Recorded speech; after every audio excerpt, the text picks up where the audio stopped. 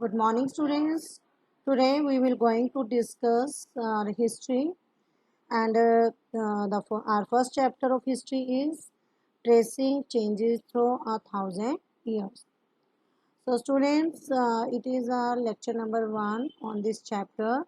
So, let's start.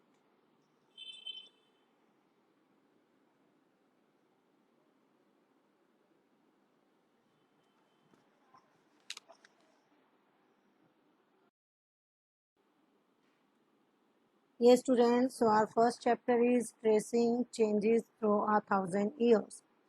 So students, these 1,000 years are from 700 to 1750 AD, 700 से 700 1750 ईस्वी तक जो है ये हम 1,000 years जो हैं इनकी स्टडी करेंगे. And this period was called medieval era. And in the history of medieval India, we will come to know about all aspects of our political, religions, economic and social. हम हर एक पहलू की जो है यहाँ पर स्टडी करेंगे अपनी medieval history के अंदर. And students, in the 6th class we had studied till 647 AD.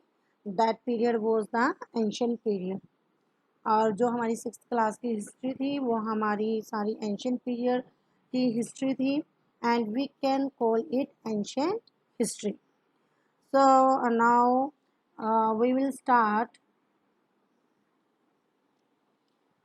Yes, students.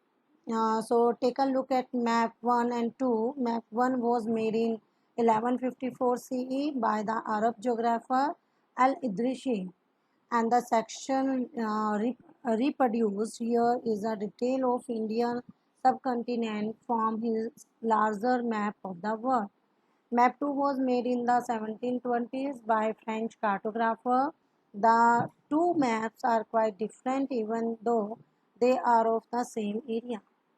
In Al-Adrishi's map, South India is where we would expect to find North India, and Sri Lanka is the island at the top.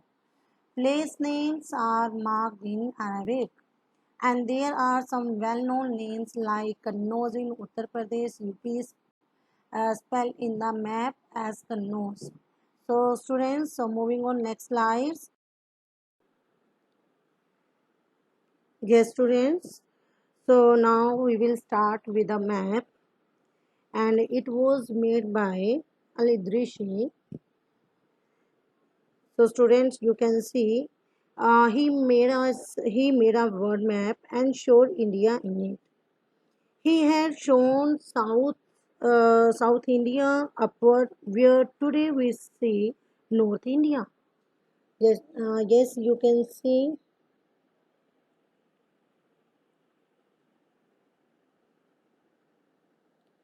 Yes, students. Yes, ये देखिए आप. Yes, ये ये बिल्कुल south India वाला जो है आपका पोर्शन, जो साउथ इंडिया का पोर्शन है जो नीचे इंडिया में आपके आज के टाइम पे इंडिया मैप में आपका बनता है, वो इन्होंने ये कहाँ पर बनाया हुआ है, जो हमारा आज के टाइम में नॉर्थ इंडिया जिसे हम बोलते हैं एरिया ऊपर टॉप पर, वो इन्होंने यहाँ पर साउथ जो इंडिया है उसको यहाँ पर बनाया हुआ है. And students, you can see in this map Sri Lanka is the island at the top. Yes, students, yeah, this Sri Lanka. So Sri Lanka is the island at the top, and students, at that time I think there was neither any technology nor any other types of resources. So even then maps were made at that time. तब उस time पर कोई technology नहीं थी, किसी तरह के कोई रिसोर्स नहीं थे कि मैप कैसे बनाए जाए, कहाँ पर कोई एरिया है. फिर भी उस टाइम पर क्या हुआ करता था, मैप बनाए जाते थे. तो ये आप उसका एक एग्जांपल देख सकते हो. इस एग्जांपल में ये मैप बनाया गया है. And so students, the map was made in 1154 CE by the Arab geographer al-Idrisi. तो ये मैप किसके द्वारा बनाया गया है, अरब जोग्राफर अल-अदरीशी के द्वारा. And in al-Idrisi's map South India is where we would expect to find North India. You can see. Yes, अभी मैंने आपको ये आपको समझाया है, अभी दिखाया है इसे कि ये साउथ इंडिया जहाँ आप मैप में देख रहे हो, जो दृश्य के मैप में ये दिखाया गया है, उसको हम कहाँ पर देखते हैं, ये कहाँ पर है, नॉर्थ इंडिया का, जो आज के टाइम में हमारे पास नॉर्थ इंडिया जहाँ हम देखते हैं। Sri Lanka is the island at the top. So place names are marked in Arabic. यहाँ पर कुछ एक प्लेसेस के नाम जो हैं अरेबिक में जो हैं वो मार्क किए गए हैं। और so and there are some well known names like Kannauj in UP, spelled in the map as Kannauj. So yes students, next moving on next slide.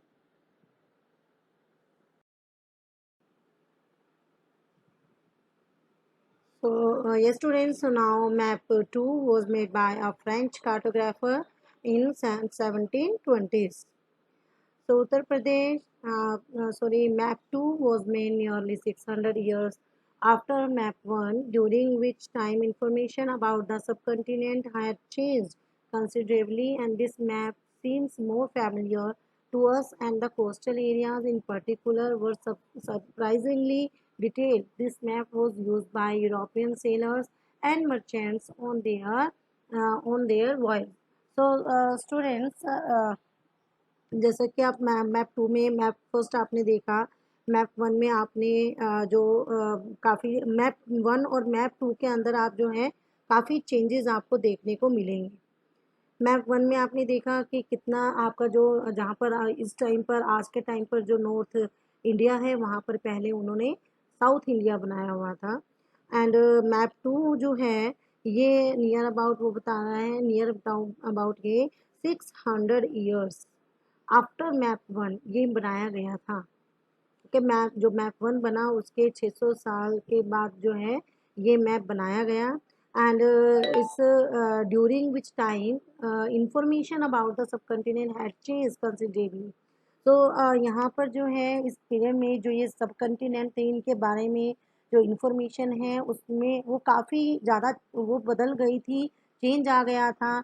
और ये जो अभी हम मैप टू जो देखेंगे इस ये मैप जो है हमें ना बहुत फैमिलियर ये नज़र आएगा। फैमिलियर कैसे कि जैसे आज के टाइम का हमारा इंडिया का मैप है वैसा ही मैप आपको मैप टू जो है वो वैसा ही आपको दिखेगा। एंड वहाँ पर आप कोस्टल एरियाज़ भी देखोगे, जो आज के टाइम पर हमारे कोस्टल एरियाज़ हैं ईस्टर्न एंड वेस्टर्न के, वो सेम वैसे ही आपको मैप टू में भी नज़र आएंगे। So this map was used by European sailors and merchant on their wagons. So ये मैप जो है ये किसके कौन यूज़ किया करता था, जितने भी उस टाइम पर जो यूरोपियन सेलर्स थे और जो मर्चेंट थे यानी जो व्यापार करने के लिए आते थे, जो ट्रैवलिंग किया करते थे और यहाँ व्यापार करने आते थे, ट्रेड करने आते थे, तो उनके द्वारा इस मैप को ये यूज़ किया जाता था उनके द्वारा। So students, equally important is fact that the science of cartography differed in the periods when historians read documents, maps and text from the past. They have to be sensitive to the different historical backgrounds, the context in which information about the past was produced. So students, इसमें इतना ही जो है यहाँ पर इतनी ही important एक और बात यहाँ पर है कि जो यहाँ पर क्या था हमारा जो टू पीरियड्स हमारे ये थे इसमें, तो टू पीरियड जो दूसरा युग है उस तक तो ये जो मैप था इसमें साइंस भी बहुत ज़्यादा बदल गई थी, विज्ञान भी काफ़ी ज़्यादा उसमें भी चेंजेस आ गए थे। एंड जो हमारे हिस्टोरियन जो हमारे क्या थे हिस्टोरियंस थे, जब वो क्या करते थे, when historians read documents maps and text from the past they have to sensitive to different historical background.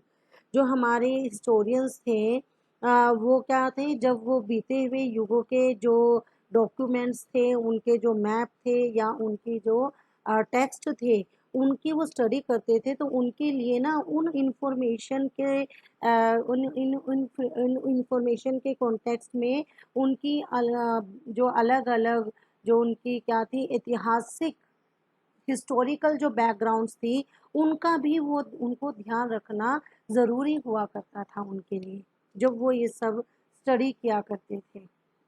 Okay, so moving on next slide.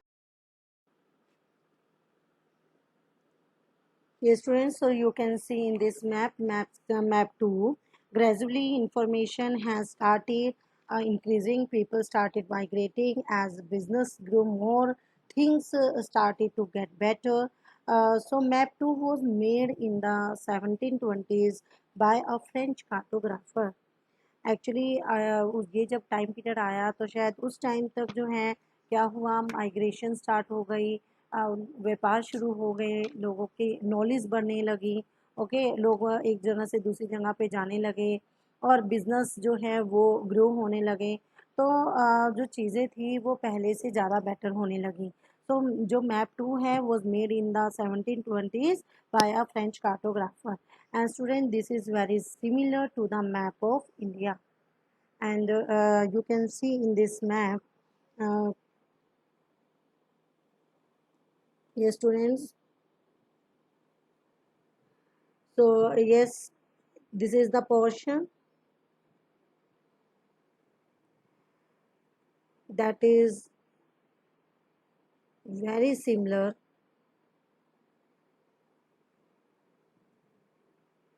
in our today's India's map. तो ये जो आप एरिया देख रहे हो आज के टाइम का जो हमारा इंडिया का मैप है उसमें जो हमारा सेम यही पोर्शन जो है कोस्टल एरियाज़ का, ईस्टर्न एंड वेस्टर्न का, और नीचे जो ये साउथ इंडिया जो है हमारा, तो सेम पोर्शन जो है ये उस टाइम पर बनाया गया। तो ये बहुत ज़्यादा हमें फैमिलियर, ये बहुत ज़्यादा सिमिलर जो है ये नज़र आ रहा है यहाँ पर हमें। And you can also call it a map of the sub continent, और आप इसको जो है इंडिया का नाम मैप ना कहकर आप इसे सब कंटिनेंट का मैप भी बोल सकते हैं। And in 1720s no satellite existed, there was no Google map yet. So उस टाइम पर ये तो नहीं था कि उस टाइम पर सैटेलाइट वगैरह आ गए थे या कोई गूगल फॉर्म आ गई थी या कुछ और इंटरनेट या और चीज़ें आ गई थी, तो ऐसा कुछ नहीं था। Yet that map is very similar to India's map, फिर भी ये इंडिया के मैप से बहुत ज़्यादा सिमिलैरिटी है इसकी and India's map today. So this map seems more familiar to us. And the coastal areas in particular are surprisingly detailed. So, and this map was used by European sailors and merchants on their traveling. तो आप yes, so I think उस time पर जो हमारे जो European sellers थे उस time पर, या जो मर्चेंट थे, जब वो ट्रैवलिंग क्या करते थे तो उन्होंने ये जो मैप है, इस मैप का वो ये यूज़ किया करते थे। तो उस टाइम पर जो माइग्रेशन ये सब जो ट्रैवलिंग के दौरान वो जो कुछ भी देखते थे तो उसके अकॉर्डिंग ये मैप शायद बनाया गया होगा, और वो बिल्कुल आज के मैप से काफ़ी ये मिलता जुलता मैप है। तो स्टूडेंट्स, हमने जो अब तक देखा, हमने दो मैप देखे। हम जो ये जो चैप्टर हैं इसमें हम देख रहे हैं कि हमारे कैसे हमारे जो है यहाँ पर चेंजेस आए हैं, हर एक चीज़ में चेंजेस आए हैं। तो जो ये फर्स्ट चेंज हम पढ़ रहे हैं, जो मैप में चेंज आए हैं, पहले जो था मेडिवल पीरियड में, जो पहले कैसा मैप था, फिर उसमें क्या चेंज आया, आगे मैप में कैसे कैसे चेंज आए हैं। तो फर्स्ट चेंज जो हम पढ़ रहे हैं, चेंज इन मैप, और इसमें आप इन टू मैप्स के अंदर ही आप काफ़ी ज़्यादा चेंजेस जो हैं वो आप यहाँ पर देख सकते हैं। You can see the changes in the two maps. So, students, this map seems more familiar to us, and the coastal areas in particularly are detailed. This map was used by European sailors and merchant on their world. So, students, cartographer, yes. So, cartographer, a person who makes map. Cartographer कौन होते हैं? वो person जो कि maps बनाते हैं. Okay.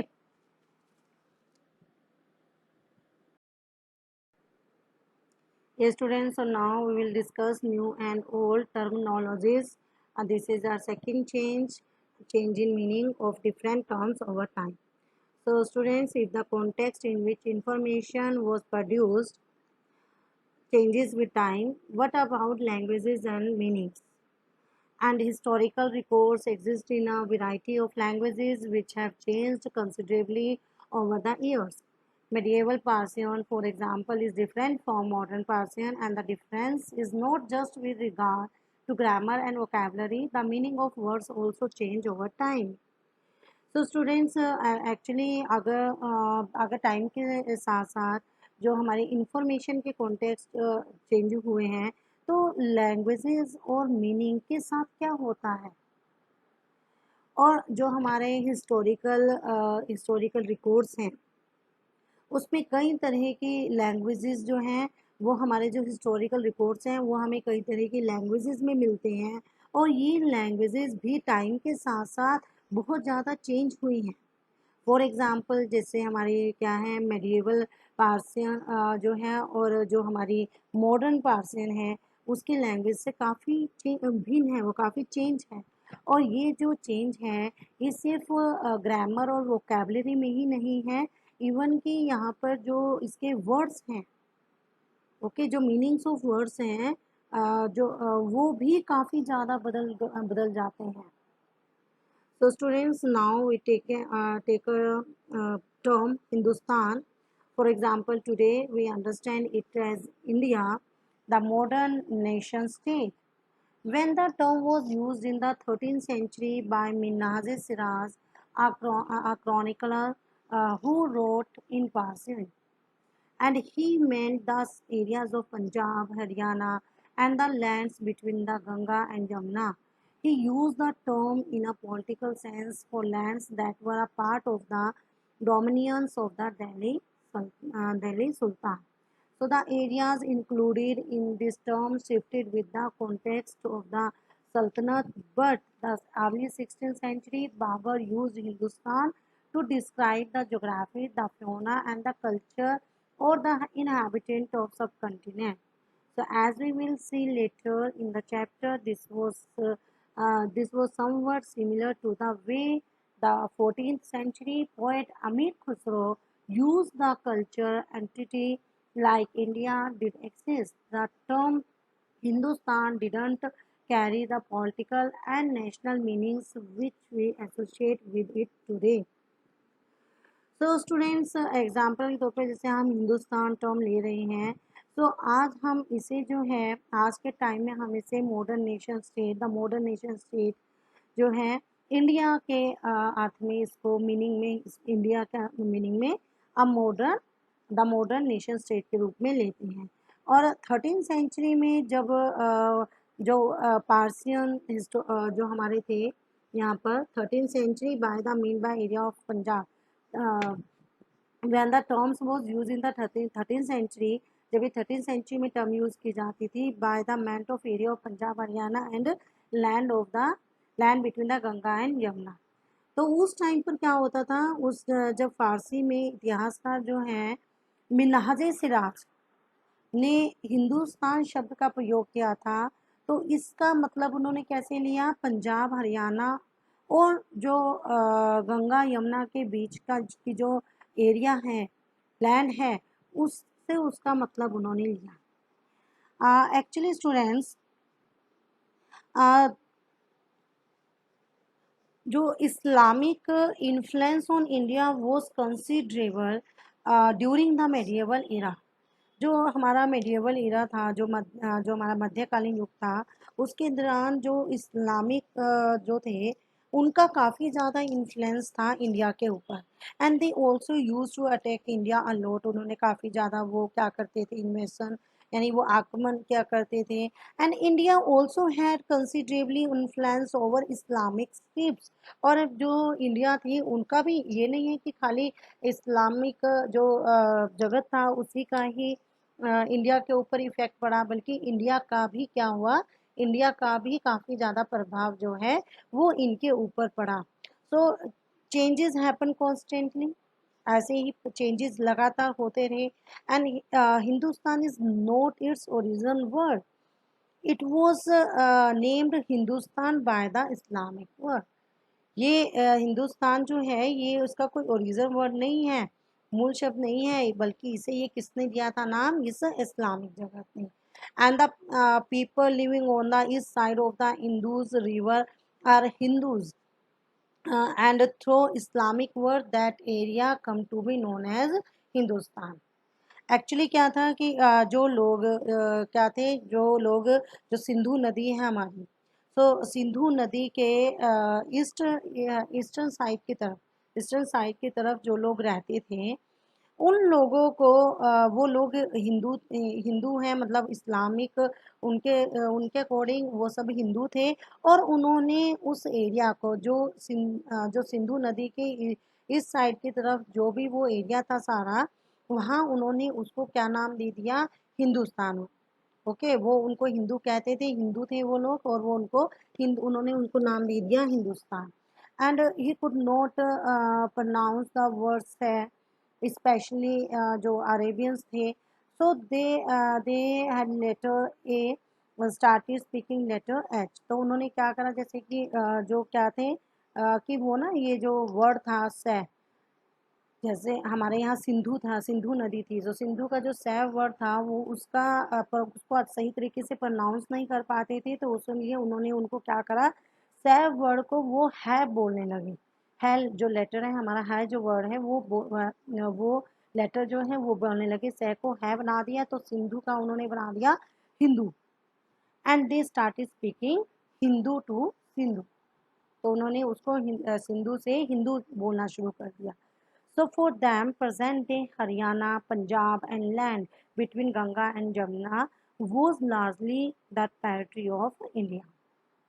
Okay, so क्या हुआ कि आज के टाइम में, जैसे अब वो क्या था, वो कह रहे हैं कि जो सिंधु नदी है उसके जो ईस्टर्न साइड का एरिया है, आज के टाइम में वहाँ पर क्या है, जैसे हरियाणा, पंजाब और जो भी गंगा यमुना के बीच की जितने भी सारा एरिया है, वो आज के टाइम में उस एरिया में आता है। तो इसीलिए उन्होंने उस टाइम पर वो हरियाणा, पंजाब और गंगा यमुना के बीच का जो भी लैंड है, उन सब के उस सभी सीमाओं को वो क्या बोलते थे, उन सभी को उन्होंने हिंदुस्तान के अंदर लिया।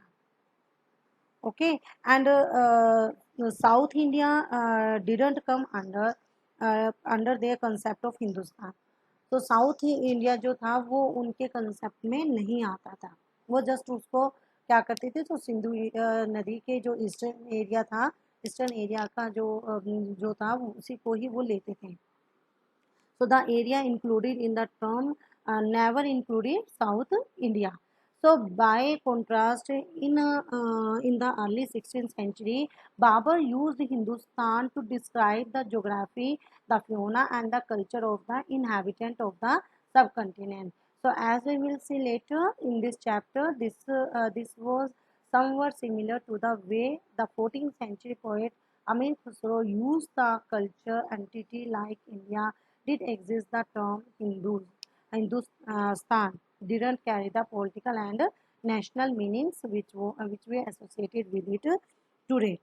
So students, इसके अगर दूसरी तरफ देखें, इन कंट्री, जो 16 सेंचुरी का जैसे ही स्टार्टिंग में बाबर ने हिंदुस्तान जो वर्ड था उसका जो यूज़ इस जो ये सब कंटिनेंट है इसके जोग्राफी के लिए, इसके फ्योना जो पशु पक्षीज़ हैं, और यहाँ के जो इनहेबिटेंट, यहाँ के जो निवासी हैं, उनकी कल्चर का वर्णन करने के लिए किया।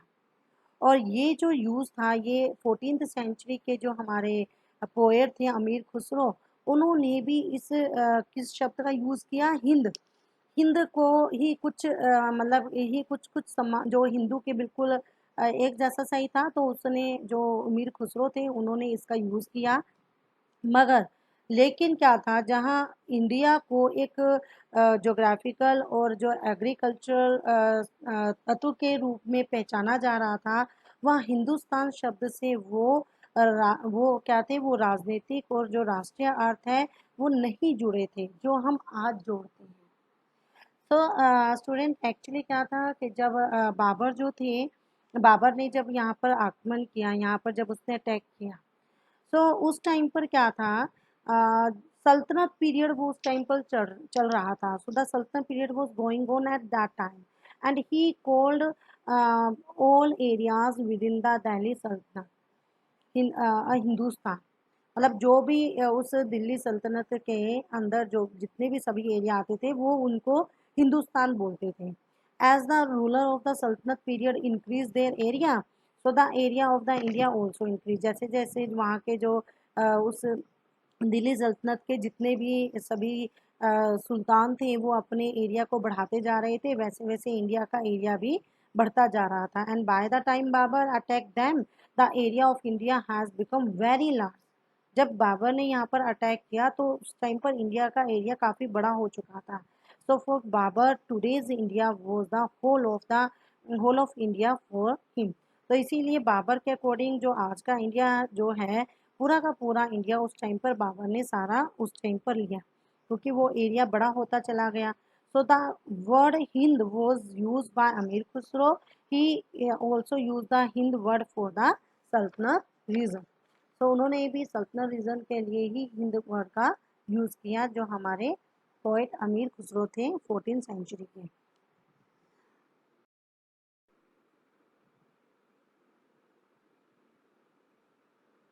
Yes, students, so take the term Hindustan. So, Persian chronological Minhaj Siraz in the 13th century. By Minhaj Siraz, he meant the area of Punjab, Haryana, and the land between the Ganga and Yamuna. He used the term in a political sense for lands that were a part of the dominance of the Delhi Sultan. तो student I think it is clear now. मैं जो मैंने अभी आपको बताया तो शायद उससे आपको ये क्लियर हो गया होगा कि क्यों वो पंजाब हरियाणा और जो गंगा यमुना के बीच का लैंड था उसको हिंदुस्तान में लेते थे। So, student used by Babar in the early 16th century. Babar used Hindustan to describe the geography, the fauna, and the culture of the inhabitants of the subcontinent. And the 14th century poet Amir Khusro used the word Hind in the similar way. And today we understand it as India, the modern nation state. तो इस तरीके से आप देख रहे हो किस तरीके से टाइम के अकॉर्डिंग जो है चेंज आता गया। जो हिंदुस्तान वर्ड जो है हमारा, हिंदुस्तान जो ये टर्म है, इसमें कैसे चेंज आया, 13th सेंचुरी में क्या रहा, 16th सेंचुरी में इसको क्या कैसे इसमें चेंज आया, इसको किस हिंदुस्तान में क्या क्या लिया गया, और फिर आज के टाइम में हम इससे क्या लेते हैं, द मॉडर्न नेशन स्टेट में इंडिया के रूप में इसको समझते हैं। तो इस तरीके से हम यहाँ पर चेंजेस जो हैं वो अपने इसके अंदर, अपने इन टर्म्स के अंदर देख सकते हैं। Yes, so now we take the term, another term, foreigners. So students, historians today have to be careful about the terms they use because they meant different things in the past. Take for example a simple term like foreigners. It is used today to mean someone who is not an Indian. So जैसा कि आपको पता है कि जो आज के time में फॉरेनर्स हैं वो हमारे लिए फॉरेनर्स कौन से हैं, जो कि इंडिया के सिटीजन्स नहीं हैं, ठीक है, इंडियंस नहीं है, वो हमारे लिए सब के सब क्या है, फॉरेनर्स हैं। Okay, someone who is not an Indian, तो वो हमारे लिए फॉरेनर है। But in the medieval period a foreigner was any stranger who appeared say in a given village, someone who was not a part of that society और culture. In Hindi the term pardesi might be used to describe such a person, and in Parsi ajnabi. A city dweller therefore might have regarded a forest dweller as a foreigner, but two peasants living in the same village were not foreigners to each other, even though they may have had different religious or caste backgrounds. तो students आप यहाँ पर जैसे देख सकते हैं, अगर हम मेडिएवल पीरियड की बात करें तो मेडिएवल पीरियड में आपको क्या नज़र आ रहा है यहाँ पर कि मानो जैसे किसी कोई गांव है, किसी गांव में से आने वाला कोई भी अनजान व्यक्ति, मान लो एक विलेज से कोई दूसरे विलेज में जा रहा है और अननोन पर्सन है, तो उस और वो उस सोसाइटी का उस कल्चर का वो नहीं है, ठीक है, उसका कल्चर का नहीं है, तो वो उनके लिए क्या हो जाता था, मेडिएवल पीरियड में वो फॉरेनर्स हुआ करते थे। और ऐसे जो पर्सन होते थे उनको हिंदी में परदेसी या फिर फारसी में अजनबी कहा जा सकता था। इसीलिए किसी भी सिटी डिवेलपर यानी नगरवासी के लिए वनवासी विदेशी होता था। लेकिन एक ही गांव में अगर रहने वाले दो फार्मर्स अलग अलग धर्म के या जाति के परंपराओं से जुड़े हुए हैं, अलग अलग उनके धर्म हैं, अलग अलग जाति के हैं, फिर भी वो एक दूसरे के लिए फॉरेनर्स नहीं होते थे। Okay, so take the term foreigner. So yes, in the medieval period, a foreigner was any stranger who was not a part of that society or culture. In Hindi, the terms Pardesi might be used to describe such a person, and in Parsi, Ajnabi. And students, in present, a foreigner is someone who is not an Indian, जो कि Indian नहीं है, वो हमारे लिए आज के time में foreigners हैं. तो स्टूडेंट्स टुडे हमने जो है दो चेंजेस देखे हैं. एक तो first is change in map and second is change in terminologies. So हमारी लैंग्वेजेस में, हमारे मैप में कैसे चेंज आए, हमारी जो टर्म्स हैं वो कैसे चेंज हुई हैं, वो सब हमने आज देखी. So I think it is clear now. So that's all for today. Have a good day.